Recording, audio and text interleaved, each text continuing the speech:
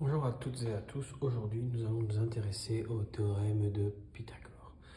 Donc, le théorème de Pythagore, qu'est-ce que c'est? Donc, on a un contexte, un triangle rectangle, ici. Donc, si vous n'avez pas de triangle rectangle, vous n'avez pas de théorème de Pythagore. Donc, ce triangle rectangle, je connais la longueur du segment AB, 5 cm. Je connais la longueur du segment AC, 7. Et je veux calculer la longueur du segment BC. Je veux bien la calculer. C'est un mot important. Du coup, je vais me placer dans le triangle. Donc, je vais écrire que je suis dans le triangle.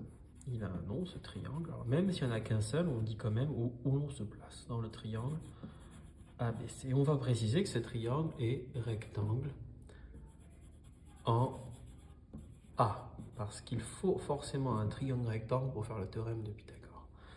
Je vais citer le théorème de Pythagore, d'après le théorème de Pythagore. Alors, que nous dit le théorème de Pythagore?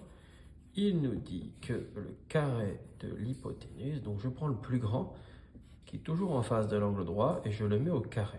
Eh bien, c'est égal à la somme de ce côté au carré, je devrais dire de cette longueur au carré, et de cette longueur aussi au carré.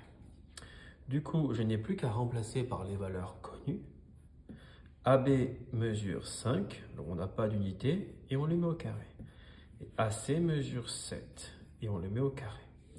5 au carré, ce n'est pas 5 fois 2, c'est 5 fois 5, 25, plus 7 au carré, ce n'est pas 14, mais 7 fois 7, 49, et je trouve 64. Alors là, on vient de trouver BC au carré.